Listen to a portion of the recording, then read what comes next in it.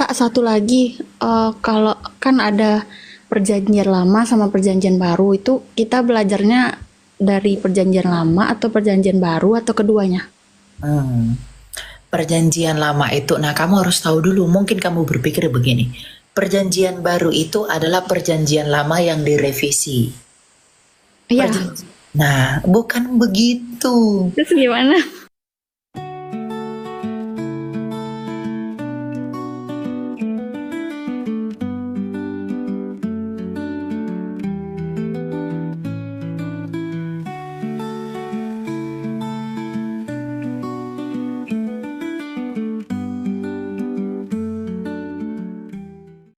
Begini, anggaplah agama itu sama.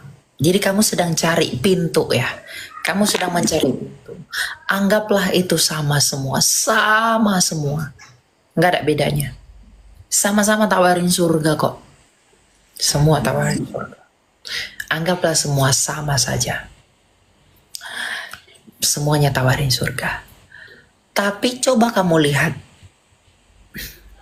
yang ada di dalam agama itu masing-masing.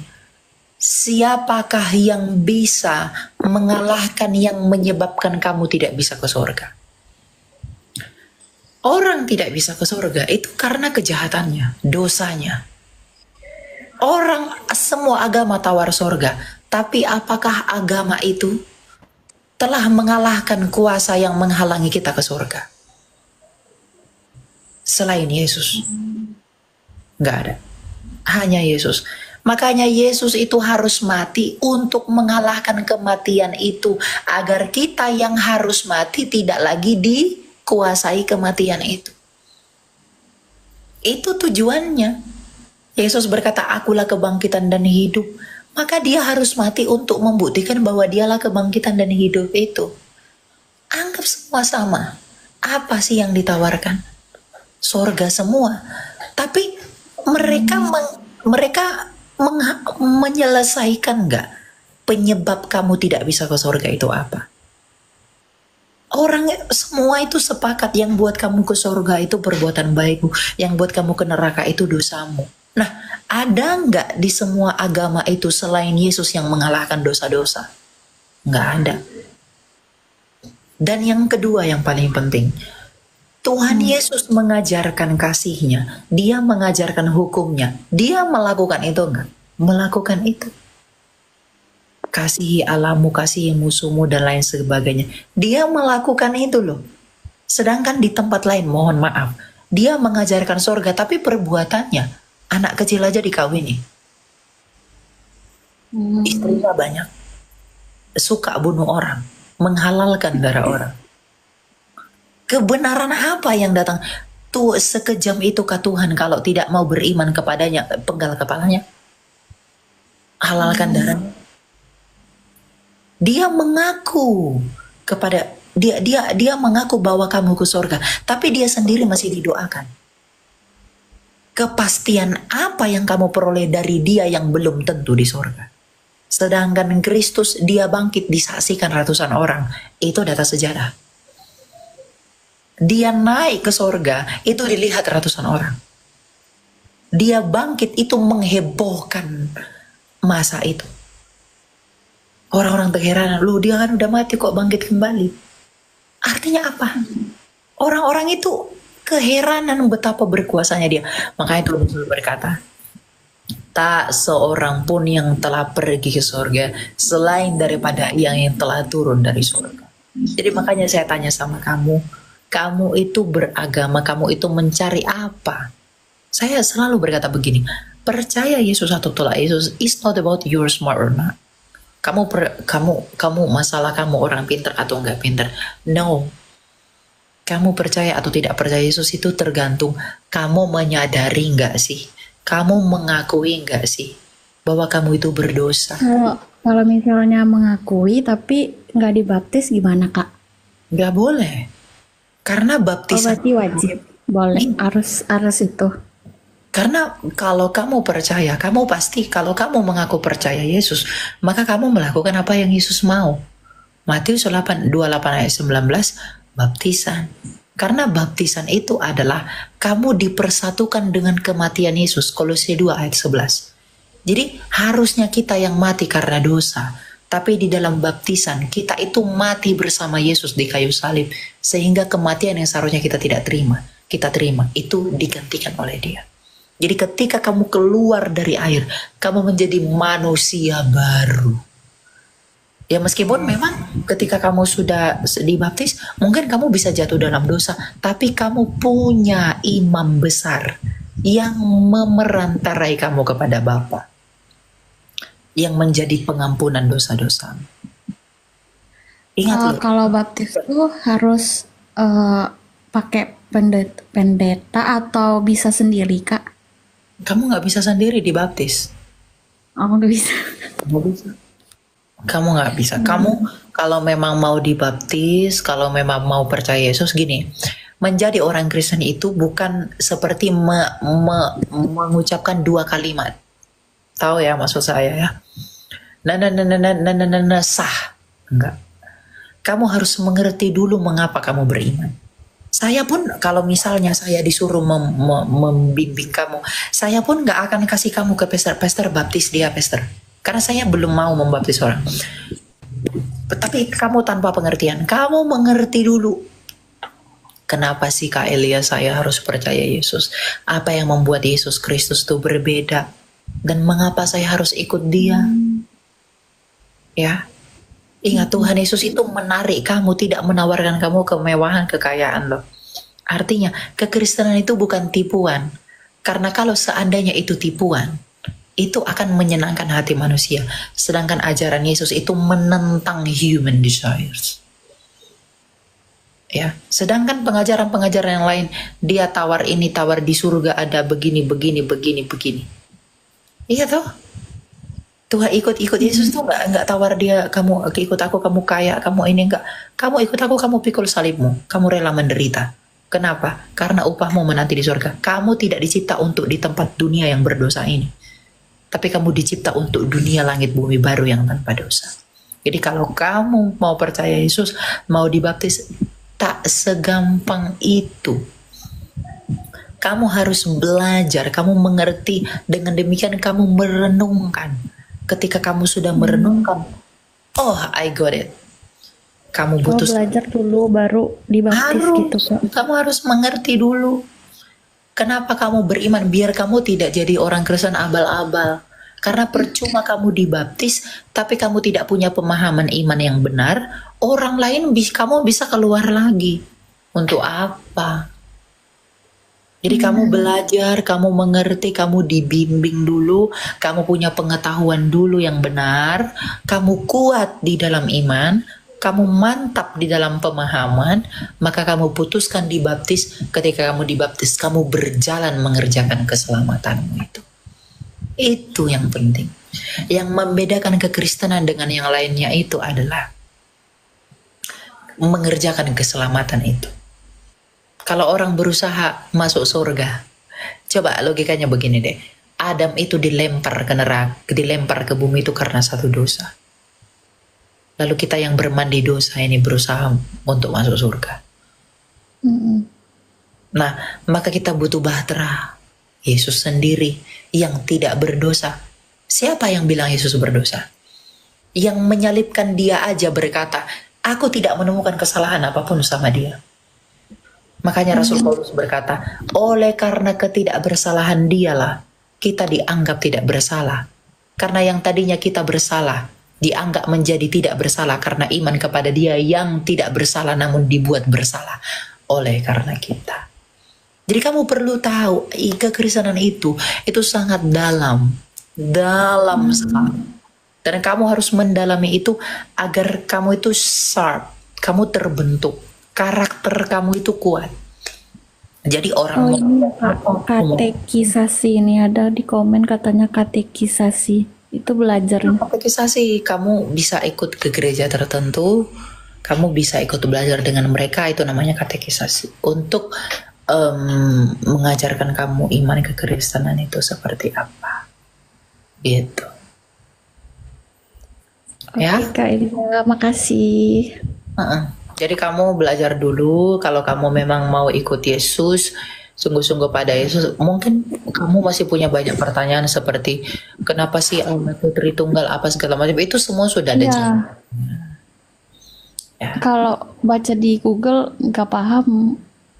Jadi Tritunggal itu begini, Tritunggal itu tidak menyembah tiga Tuhan, tetapi menyembah Allah yang satu, tetapi Allah yang satu dengan seperti apa dia. Saya satu, tapi saya punya tiga realita. Saya punya tubuh, saya punya firman atau pikiran, saya punya roh. Tubuh saya pasti manusia dong. Firman saya pasti manusia dong. Roh saya pasti manusia. Tapi nggak ada tiga manusia, hanya ada satu manusia. Allah pun begitu. Bapa itu adalah Allah yang esa itu. Nah, Bapa ini adalah Allah. Di dalam dia punya firman. Dan di dalam dia punya roh. Kalau Bapa ini Allah, maka firmannya pastilah Allah dan rohnya pastilah Allah. Karena kalau saya adalah manusia, firman saya pasti manusia, roh saya pasti manusia. Tapi tidak ada tiga manusia. Kalau Bapa adalah Allah, maka firman Bapa pastilah Allah, rohnya Bapa pastilah Allah, tapi tidak ada tiga Allah. Nah, Yesus itulah firmannya Allah itu. Kenapa kita menyembah Yesus? Karena Yesus itu firmannya Bapa yang adalah Allah. Akal budinya Bapa sendiri yang menyatakan siapa Bapa. Nah, firman itu yang menyatakan siapa Bapa itu menjadi manusia agar manusia mengenal Bapa. Nah, aku nggak lihat muka kamu gimana, tapi firmanmu menjadi suara di telinga saya sehingga saya tahu kamu siapa. Saya dekat sama kamu. Meskipun saya nggak tahu muka kamu seperti apa, tapi melalui firmanmu yang jadi suara di telinga saya bisa dekat sama kamu. Saya bisa kenal siapa kamu. Saya tahu kamu siapa. Saya tahu kamu tinggal di mana. Nah, kita nggak tahu Allah itu seperti apa. Kita nggak tahu Bapa itu siapa. Tapi Bapa itu melalui firmannya yang jadi manusia. Sehingga kita manusia tahu siapa Allah yang benar itu. Itulah itu. Nggak sulit kok. Gampang dimengerti. Yang membuat sulit itu karena kita sudah terlanjur didogma untuk membenci kekristenan. Tritunggal. Tunggalnya diabaikan, trinya digembor-gemborkan. Seakan-akan ada berapa Tuhan. Nah, makanya itu yang saya katakan sama kamu.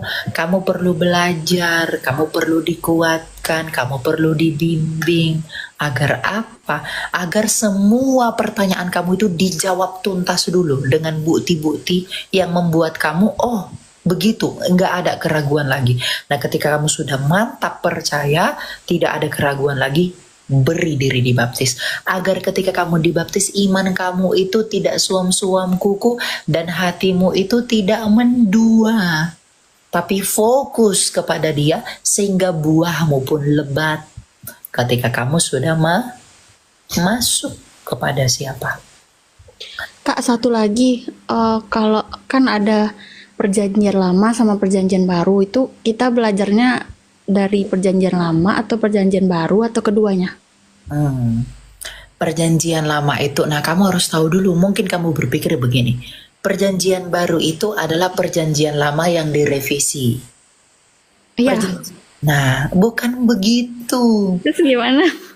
Perjanjian lama itu adalah tulisan para nabi sebelum Yesus lahir ke dunia. Ya, kan jadi kan Tuhan Yesus lahir 2000 tahun lalu. Nah, perjanjian lama itu tulisan Musa 3500 tahun lalu, tulisan Yeremia 2200 tahun lalu, tulisan Yesaya 2700 tahun lalu. Nah, nabi-nabi ini itu bernubuat tentang kedatangan Yesus. Nah, Musa, Yeremia, Yesaya itu isi perjanjian lama itu. Nah, perjanjian baru adalah tulisan mengenai setelah kelahiran Yesus. Jadi ini Yesus, Oh. perjanjian lama di sini, perjanjian baru di sini. Jadi perjanjian baru itu bukan perjanjian lama yang direvisi, dikotak-katik lalu jadi baru, enggak.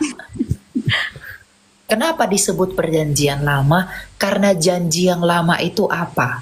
Akan datang seorang Mesias. Itu perjanjian lama. Janji yang lama itu adalah akan datang seorang juru selamat. Nah, janji yang baru adalah juru selamat sudah datang. Maka keselamatan sudah datang. Itu isinya. Ini Kak, perjanjian lama itu nubuatan. Nubuatan tuh apa Kak? Ini sekalian nanya. Nubuatan itu adalah prediksi dari Tuhan sendiri, wahyu dari Tuhan tentang Mesias yang akan datang untuk menyelamatkan. Oh. Jadi Tuhan sendiri berkata nih kepada Musa, nanti aku akan membangkitkan juru selamat. Nah, lalu dia berfirman kepada Yesaya, juru selamat itu nanti akan dipaku di salib. Dia akan menderita sengsara. Lalu Tuhan berkata kepada Daud, nanti juru selamat itu akan mengatakan, Eli, Eli, lama sabachthani. Dia berkata kepada Mika, nanti juru selamat itu akan lahir di kandang domba. Dia berkata kepada Yehezkiel, nanti juru selamat itu akan disebut sebagai anak Allah. Nah, dan ketika Yesus lahir, apa yang Tuhan katakan kepada Daud, Musa, Adam, Yeremia, Yesaya itu digenapi di dalam Yesus. Digenapi maksudnya Kak? Digenapi artinya ketika Tuhan berkata kepada Mika nanti dia akan lahir di kandang domba, Yesus lahir di kandang domba. Ketika Tuhan berkata kepada Yesaya nanti dia akan dipakukan, Yesus dipakukan. Ketika Tuhan berkata kepada Daud, nanti Mesias itu yang kukirim itu, nanti dia akan mengucapkan Eli Eli lama sabachthani. Yesus di kayu salib berkata, Eli Eli lama sabachthani. Baru si Tuhan berkata kepada Adam dan Hawa, nanti juru selamat itu hanya keturunan perempuan, bukan laki-laki. Maka Yesus hanya lahir dari Maria, tidak hasil perkawinan dari Yusuf.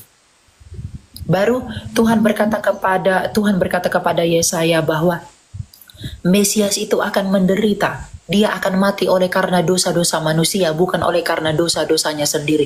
Yesus ternyata mati tidak dalam keadaan berdosa, tapi oleh karena dosa-dosa kita. Itu disebut penggenapan. Jadi apa yang Tuhan wahyukan tentang Mesias yang akan datang, apa yang Tuhan janjikan, seperti apa ciri-ciri Mesias itu sempurna di dalam Yesus semua. Makanya Yesuslah Mesias itu. Gitu. Oh, berarti harus kita baca keduanya ya Kak? Harus dong, nggak bisa nggak dibaca. Karena kalau kamu baca perjanjian baru, kamu bingung. Kenapa tiba-tiba begini, tiba-tiba begini? Kenapa dia tiba-tiba disalib? Kenapa dia tiba-tiba lahirnya di kandang domba? Kenapa dia tiba-tiba lahir dari Maria? Kenapa dia tiba-tiba mengatakan Eli Eli lama sabachthani? Kenapa dia tiba-tiba dipaku? Kenapa dia tiba-tiba disalibkan di antara di tengah-tengah kedua penjahat? Karena semuanya itu telah Tuhan sebutkan di perjanjian lama, dijanjikan. Gitu loh. Bahkan Yesus disalibkan, diletakkan di antara dua penjahat. Itu telah dinubuatkan Nabi Yesaya bahwa Mesias itu nanti itu akan disalibkan di antara dua penjahat. 700 tahun jaraknya. Tapi bisa terpenuhi. Padahal perjanjian lama itu kamu tahu itu bukan buatan orang Kristen. Karena perjanjian lama sudah ada sebelum Yesus lahir. Makanya Tuhan Yesus dalam mengajar mengutip perjanjian lama. Nah, perjanjian baru adalah kisah mengenai Yesus sendiri. Surat-suratnya Rasul. Gitu.